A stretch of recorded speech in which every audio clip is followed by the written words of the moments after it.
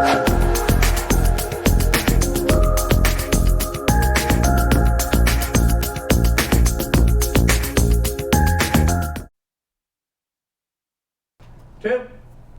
Hello and welcome to Cybersecurity Awareness TV, episode number 392, recorded April 16th, 2022.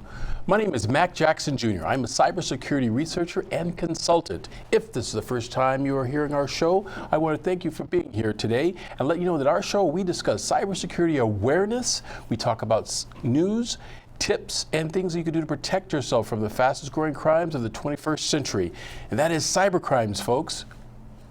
I want to thank also all of our followers who have been with us on our show here, Cybersecurity Awareness TV. You can find more information about my show and my company at macjacksonjr.com. That's macjacksonjr.com.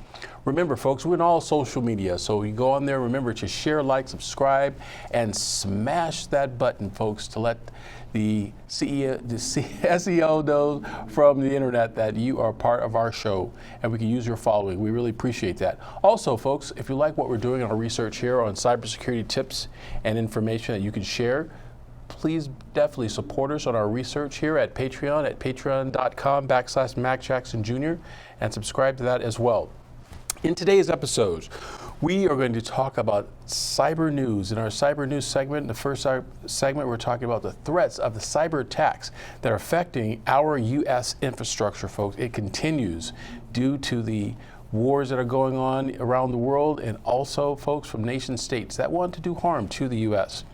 In our second segment, we're going to talk about cyber scams. These scammers are always coming up with new ways, and folks, we got some doozies for you today as well from these scammers that the FBI warns everyone to be aware of and be on alert. And of course, as we do every week in our third segment, we talk about things you could do to protect yourself against cyber attacks and cyber crimes, folks. These are cybersecurity protection tips.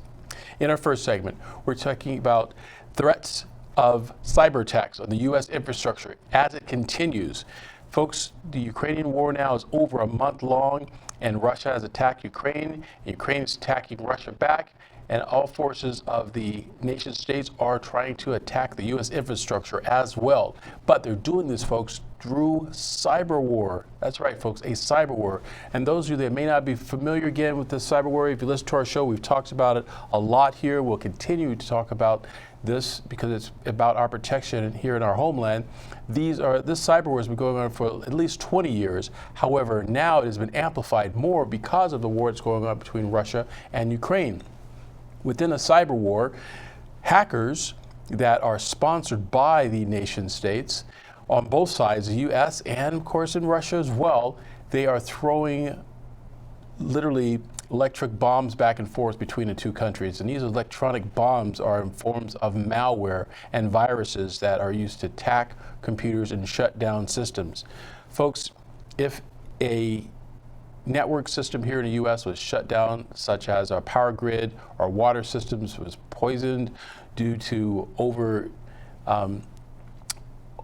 due to a cyber attack, due to malware, it can really be very destructive for us. So these are things that we need to be aware of and let our politicians and our businesses know to stay on alert and do what we can to protect ourselves. And folks, we definitely have the infrastructure here in our country to protect ourselves. Now, according to the United States Department of Homeland Security, a severe alert has been issued regarding the nation state's hackers threatening our nation's infrastructure networks. These hackers could target critical infrastructure such as electrical grid, water systems, and other utilities to create an interruption or even physical harm or loss of life.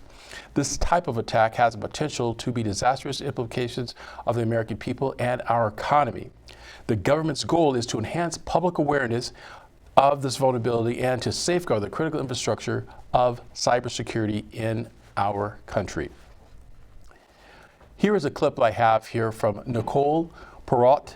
Nicole Perrott is a cybersecurity advisor with the CISA here in our Homeland Security as she speaks with MSNBC's Rachel Maddow regarding the cyber attacks with Russia. Check out this clip. Tonight, this joint security alert has been issued by the FBI, the NSA, National Security Agency, the Department of Homeland Security, and the Department of Energy. This is a big, urgent joint security alert. just released tonight, and it's a technical alert, so I'm not going to quote from it too much directly because it's all this technical stuff, but the AP, I thought, summed it up well. They described this alert as, quote, warning of the discovery of malicious cyber tools that the agency said are capable of gaining full system access to multiple industrial control systems here in the United States and in North America. In other words, the U.S. government tonight is urgently warning that someone, they're not saying who, but presumably Russia, has deployed malicious weapons that could shut down U.S. infrastructure. Specifically, they say this thing is targeted at energy infrastructure in North America. To get more specific than that, it is reportedly targeted at liquefied natural gas facilities and our electrical grids. One security company, Mandiant, says we should understand the threat this way, telling the AP that this malware could be used to shut down critical machinery, sabotage industrial processes, and disable safety controllers, leading to physical destruction of machinery that could lead to the loss of human lives. Cybersecurity Nicole Perlroth, veteran cybersecurity reporter, Nicole Perlroth, who we have turned to multiple times on this show to explain things to us in plain English that those of us without a tech background might otherwise not get. When this alert came out tonight, she put an even finer point on it that kind of puts a shiver down your spine. She linked to this new joint alert from the U.S. government tonight, and she said this, quote, "Here we go.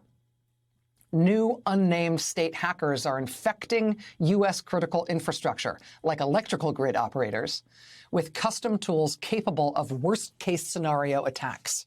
There is no soft pedaling it," she said. This is very serious. Joining us now is Nicole Perlroth, cybersecurity journalist, author. She's also now an advisor to CISA, to U.S. Cybersecurity Infrastructure Security Agency, which is housed at Homeland Security. Ms. Perlroth, it's a pleasure to have you with us tonight. Thanks for taking time. Thanks, Rachel. It's so good to see you. And you really set this up well. I mean, you and I have had these conversations for years now about Russian potential attacks on the grid, and we've seen what they've done in Ukraine. And the reason you and I know that we are in a heightened threat landscape right now is because we know they've had the access. We know that they have the capabilities to shut the power down. We've seen it in Ukraine. What they have not had until now is the geopolitical impetus to pull the trigger. And so there's some really interesting questions about the timing of these attacks right now. Now, I said presumably Russia when I was describing what this alert was about tonight. You just mentioned Russia in summarizing it that way. There isn't anything in the actual security alert from these agencies that names Russia, correct? Why would that be, and why do you think it might be safe to assume that that is who they're talking about? Well, there's a lot going on right now. So just in Ukraine, it appears to be the GRU. This is the Russian military hackers that have taken down the Ukrainian grid twice before, that have shown up here in probes, let's call them, of our power systems in the past. What was reported today in this Department of Energy, CISA, NSA advisory basically said that something very similar to what is happening in Ukraine is happening here, but that the tools are highly customized, which make it much harder to attribute. So no one is coming out and saying that this is Russia, this is the GRU. We're still in very early days here, and it's really important to give forensic investigators the time they need to attribute these attacks. But when we have seen this level of highly customized malware before, on an industrial control network or critical infrastructure network, it has always generally been Russia. You know, the attack that comes to mind was an attack on Petro Rabai, a Saudi petrochemical facility a couple of years ago, where hackers using customized, bespoke code that had never been seen before used that code to do something very serious, which was neutralize the safety locks at this petrochemical plant, basically the very last thing that can stave off an explosion. And it took a long time for Mandiant and others to attribute that attack back to a graduate research university near Moscow that was essentially an arm of the Kremlin. And so when you see this kind of highly customized malware, you always have to stop and let these investigations take time. But given the situation we are in right now with the Russian invasion of Ukraine, with sanctions, I've just been saying that the more we tighten the screws on Russia, the more likely it is that at some point Putin will retaliate on the West. And one very likely method of retaliation is cyber attacks on our critical infrastructure. And Nicole, when this came out tonight, and I saw you writing about it online, you linked to the report itself. And I mean, this is a public-facing document, and it's you can download it from their website. It's not something that they're keeping secret or they're only giving to people who are in the know. And you writing about it on Twitter tonight, you said, read CISA's advisory in full and do everything they say now. Who is that advisory targeted at? Who should take steps to make the kind of technical changes, very technical changes that are described in this alert in order to protect the United States from this urgent threat? Well, I think the number one thing is that this is aimed towards the technical community, right? But it's also aimed towards senior leadership at these organizations. You need to empower your chief information security officer. You need to give them the money and the tools right now, more than ever, to log what is happening on their network, to hunt what is happening on their network, to flag any suspicious activity for CISA, because this is a very serious threat. These are attacks on electrical operations. They mention one company, Schneider Electric, in there, whose devices have been compromised in this attack. And those devices are used to control key aspects of the grid, of manufacturing, of automation, of pipelines. And so if these hackers have the ability to take over those devices, you can imagine how they could be used for nefarious purposes.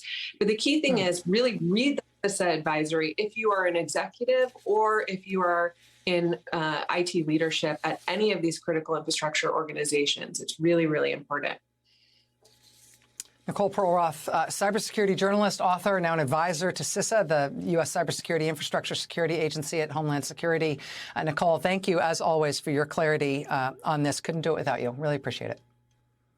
Thank you. And it's so good to see you back. So thank you. As you can see, folks, cybersecurity experts like myself and others have advised U.S. organizations to invest more in our infrastructure and cybersecurity awareness policies and procedures to protect our infrastructure from these types of attacks. But is this enough? We have to see, folks. There are definitely a lot more that we can do, and we are working on it now and doing it as well with other countries around the world. As we have seen here on this show, the U.S. cybersecurity team has the capability of defending our homeland from these type of attacks as well. We have hackers on our side that are white hat hackers that are attacking back offensively as well as defensively in protecting our infrastructure from these types of cyberwar attacks. Our U.S. government agencies are working in conjunction with Ukrainian governments and other governments around the world to strike back and protect themselves against the hackers that are coming from Russia and other nation states. To continue with this research, folks, I want to show you another clip I have here from ABC News about these types of cyber attack alerts that you should be aware of. Check out this clip. This morning, security officials on alert for possible Russian cyber attacks, not just in Europe, but here in the U.S. This country, taken as a whole, is not ready for a massive cyber attack. Former Trump administration Homeland Security advisor Tom Bossert points to last summer when ransomware hackers believed to be affiliated with Russia shut down the Colonial gas pipeline running from Houston to New York by hitting the company's billing system, not its industrial controls. Most businesses in this country are very vulnerable despite all of the good work being done by the federal government. The federal government's not protecting directly their networks. Senate Intelligence Committee Chair Mark Warner warns Putin has not yet unleashed Russia's full cyber capabilities. If the Russians launch a more massive cyber attack and, for example, try to shut down all the power in Ukraine, you can't control once you unleash cyber weapons, malware, by geographic locations. That kind of incursion could move us into what could be potentially viewed as a Article 5 attack against Poland. That, by definition, means if you attack one NATO nation, you attack all of them. But would a cyber attack, which could easily extend across borders into NATO countries, drag the U.S. into war by triggering Article 5? That, again, is up to the NATO alliance to determine, but obviously a cyber attack does constitute an attack, so that would certainly be a point of discussion among the NATO members. Whether it would actually cause a reaction, it would likely be a response in the cyber arena. In the meantime, the Homeland Security Department is urging American companies and local governments to act now to secure their networks. Mona, Andrew. Derek, thank you. Hi, everyone. George Stephanopoulos here. Thanks for checking out the ABC News YouTube channel. If you'd like to get more videos, show highlights, and watch live event coverage, click on the right over here to subscribe to our channel. And don't forget to download the ABC News app for breaking news alerts. Thanks for watching.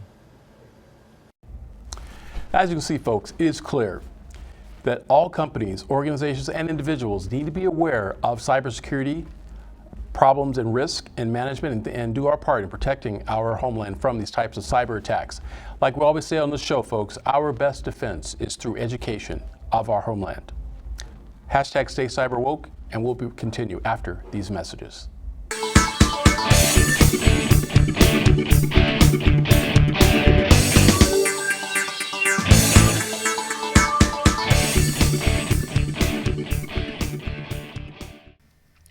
Hello folks, this is Mac Jackson Jr. from Vanderson Cyber Group. The problem with businesses today is that they are affected by cyber attacks from around the world, but companies are not sure of what to do. Normally, they are reactive instead of proactive.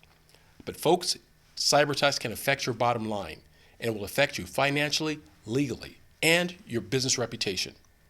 Here at Vanderson Cyber Group, we can help you develop a policy by training your employees on what to do if they are involved in a cyber attack and how to mitigate it and fight against it. Folks, we call it here hashtag stay cyber woke. And that's Vanderson Cyber Group here in Las Vegas and around the world. You can reach me, folks, at vandersoncybergroup.com or my website, macjacksonjrjr.com as well. Here locally, 702-868-0808.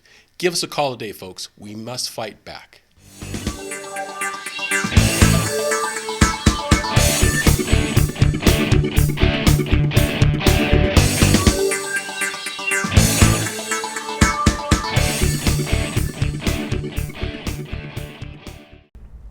Hi folks, welcome back to Cybersecurity Awareness TV. In this segment, we're talking about cyber scams and Scam Watch that the FBI has warned our U.S. citizens to be aware of.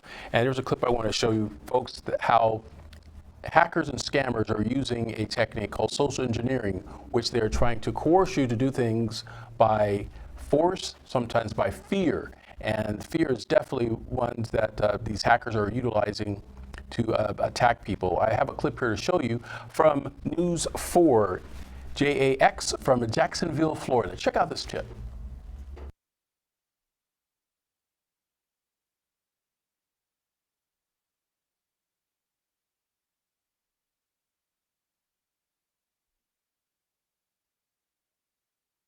Three, two.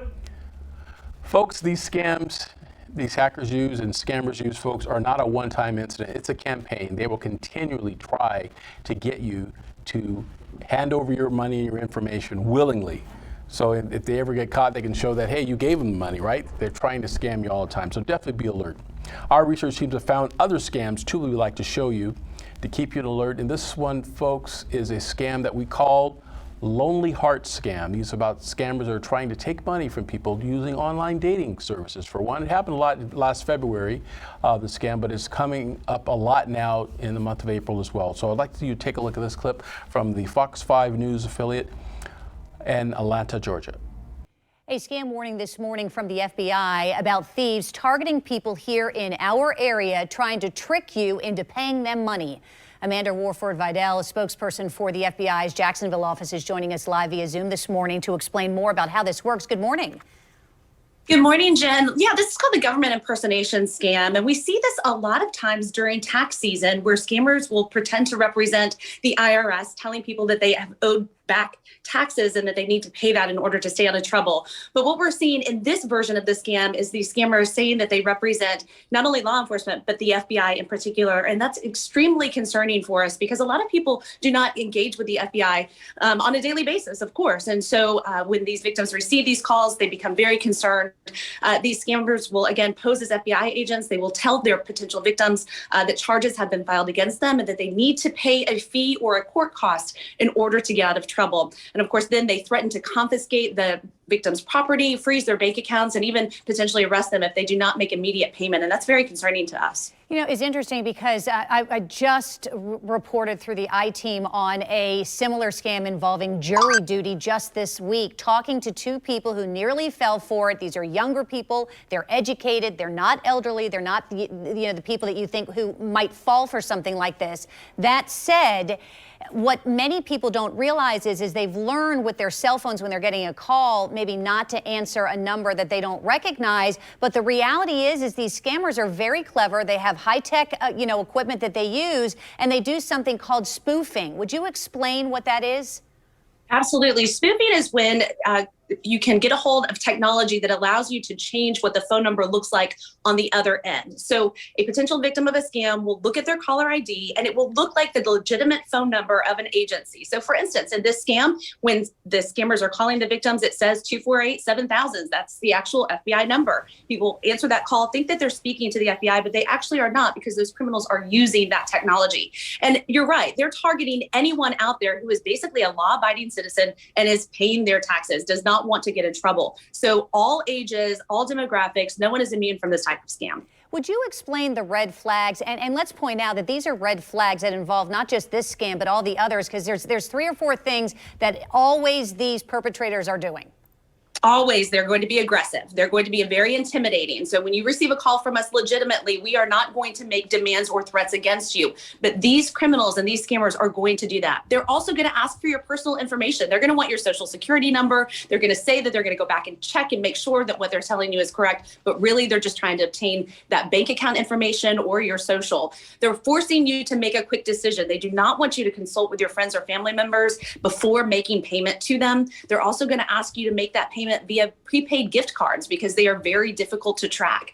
And also, of course, in all scams, look for misspellings and incorrect grammar if they're sending these threats via email to you. Certainly, that doesn't mean that something, because it doesn't have misspellings, that it isn't a scam, but it is something to certainly look out for. Yeah, and I want to point out the jury, the duty scam where I talked to the 2 victims, in fact, last week. The people that were trying to perpetrate this, they spoke perfect English, no mispronunciations, nothing. So keep that in mind.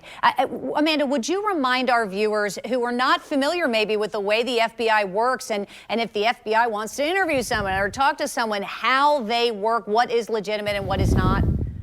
Absolutely. So, and this is true for any law enforcement or federal agency. They're going to reach out to you in different ways, not usually via email or phone, but they're probably going to contact you first via mail. And then certainly we're going to give you an opportunity to check who we are. So if you do not believe that the person that's on the other end of the line, or you suspect that it might not be who they say they are, you can look up the agency's legitimate phone number, call them and say, hey, I got this call. Is this real? What do I need to do? Law enforcement agencies in particular are aware of this type of scam going around. And so they're never going to criticize you for at least calling to check with them to see if this is real or not. And we do want to remind, if you wouldn't mind, Amanda, the importance of reporting this, because sometimes, if you didn't fall for it, the reality is it happened. And by reporting it, it allows people like yourself to spread the word through the news media that this is going on so no one else falls for it. So how can they report it? Absolutely. So the FBI has something called the Internet Crime Complaint Center. And so when you receive a call about this scam or any other, what we ask you to do is report it to our website, ic3.gov. And what that allows us to do at the FBI is track these scams as they move across the country. It's amazing to see how these scammers will actually just go area code to area code or zip code to zip code. And we can take that information and then be proactive for communities like we're doing today and let you know that these scams are happening and hopefully help people avoid becoming victim of these scams. So again, please report it to the FBI's Internet Crime Complaint Center. And if you have lost money, we suggest that you also file a report with your local law enforcement agency, as well as reach out to the Federal Trade Commission. They have some great resources on their website, identitytheft.gov, and that will help you take steps to protect yourself in the future. It's so important to warn our viewers about these things that are circulating in our area. Thank you very much, Amanda, for your time this morning. We really appreciate it. Thanks, Jen. As you can see, folks, like I said before, these scammers are definitely trying to get your information. Now, in our next segment, we're going to talk about ways that you can do to avoid this as well and reiterate a couple of tips that we have for you to protect yourself from these types of scams. But what you can do right now and today is to let your friends, relatives, and people you know, let them see this particular video and share information you learned on our show, Cybersecurity Awareness TV. And remember, folks, it's hashtag Stay Cyber Woke. We'll be right back after these messages. Hi folks, this is Mac Jackson Jr. from Cybersecurity Awareness TV here on the WWDB TV on the Roku network, streaming live. You can find us there, folks, as well. I want to tell you about how you could support us, how you can support our show. It takes a lot of research of what we do to find clips and interviews with legal experts and law enforcement experts on cybersecurity awareness techniques and prevention to protect you and your business from cyber attacks. And one of the best ways, folks, is to join us on our Patreon channel at patreon.com/Mac Jackson Jr. That's patreon.com/Mac Jackson Jr. Folks, hashtag Stay Cyber Woke. Hi folks, welcome back to Cybersecurity Awareness TV. In this segment, we're talking about cybersecurity tips that you can use to protect yourself and your privacy. Folks, as we talked about on our show today, scammers are always looking for ways to get your information, and also the problems we're having right now with the cyber war going on overseas. There's things you can do to protect yourself. Now, as far as the cyber war, folks, again, nation states who use techniques of social engineering to get your information, and they would also use malware by sending emails, text messages, just trying to interrupt our way of life here in the U.S. Again, if you get any text message from somewhere you don't understand or didn't request for, do not click on that link from your phone, because the hackers will then be able to put malware, could possibly put malware on your phone or on your device. And then when you bring that device into work, a lot of you, again, will plug your phone into your computer to charge it. I know a lot of companies say that they've eliminated the use of the USB drives on ports on the computers to transmit data, but a lot of companies, especially small business ones, they do not have that type of policy or procedure written as a document for their organization. So their employees are not trained to understand that if you take your smartphone and you plug it in to your USB port of your computer or laptop, you could possibly compromise your laptop or desktop, then in turn infect your actual network server. And then if your company is working with a bigger organization, the malware virus can transfer from your machine to the company, and then from the company to a larger company. That's how these particular viruses spread. Just like in the biological sense of humans as well, how viruses can spread. In the electronic world, it can spread the same way. So we must be vigilant and be very careful when we are looking at different types of emails and websites, because hackers will use this type of threat to get our information. Now, the biggest one right now that's going around like crazy it is spreading like wildfire, folks, and that's ransomware. A lot of companies or organizations are faced with ransomware within their business, where their computers are locked up and hackers are trying to get their company to spend money to get their data back. In other words, companies cannot get their data because hackers have locked up their information systems. So other ways to avoid scams, let's talk about that, folks. In the words of one of our U.S. leaders, trust but verify. And what that means, folks, is limit the amount of information you put out on social media. Do not put on social media that you are going out of town, or you're showing pictures of you in Bora Bora and you live locally in a local Nevada town or a town in the U.S., but you take pictures of you in Bora Bora. Now you just told everybody on your Facebook site that you are not at home. Not good, not a good idea. Make sure that you tell your kids when they're taking pictures using their smart devices with their phones, that each picture that they take, folks, your phone can store meta tags, which are locations of where that photos were taken. And then those photos are downloaded. Scammers and hackers can find out exactly where you live. Not a good idea. Make sure you turn the locations off on your phone so you don't have that sort of meta tag, metadata information transferred to your photos and your pictures. Not a good idea. If you get a call from someone that states that they're from the authorities and you have to pay money right away, give them your credit card or your bank account, Sometimes they may even have part of your information from your bank. They may know your bank because they have social engineered you or bought information about you from the darknet, where they know your name and your bank. They may not know your bank account number, but they know your bank. Sometimes they may even know the few digits of your account number and your social security number in order to panic you into giving them more information about you. I would suggest as well, and also law enforcement has said this as well, you could also research this on your own, that if you get these type of calls, hang up, call them directly and speak with them and ask them, is there any concerns, things that you should know, be aware of. Let them know that you're getting these calls from these types of scammers to get your information to protect yourself. Now, as far as online dating, folks, we'll talk about that real quickly here. Online dating, be very, very careful. There are thousands upon thousands of fake scam profiles on online dating. It's one of the fastest growing ways of meeting people, especially during the pandemic. People are getting together and meeting because of the pandemic and ways of meeting other people. I would suggest you first, folks, when you meet someone online, definitely vet them by having a phone call first, old-fashioned way. Pick up a phone, talk to the person. Then the next step, try a virtual meeting where you're looking at them on the computer and you're asking them questions to verify that they are who they say they are before you meet them. And if you do decide to meet someone that you've met online, make sure it's in a public place, a public square, a coffee shop, a library, a place where there's lots of people around. Never invite someone that you met online for the first time to your home or your house. That's a big scam. And of course, the last one, never give anyone any monies online that you've met online. I have talked to several different people across our country that have done that, have met someone, and again, using social engineering, which is a technique that scammers and hackers use to befriend the other person. They are comfortable with this individual, they see the individual needs help, and they will in turn send that person money. And it turns out that this person is not who they say they are. In other words, folks, it's a form of catfishing. Be very, very careful of these sort of things. These are just some of the things, folks, that we talk about here in the show. If you like what you hear, share it with your friends and else let them know. That's all we have for this week, folks. So Cybersecurity Awareness TV, I again invite you to join us every week here on WWDB TV on the Roku network for another episode of Cybersecurity Awareness techniques and information that you can use today. Stay cyberwoke, folks. Hashtag stay cyberwoke. See you next week, folks.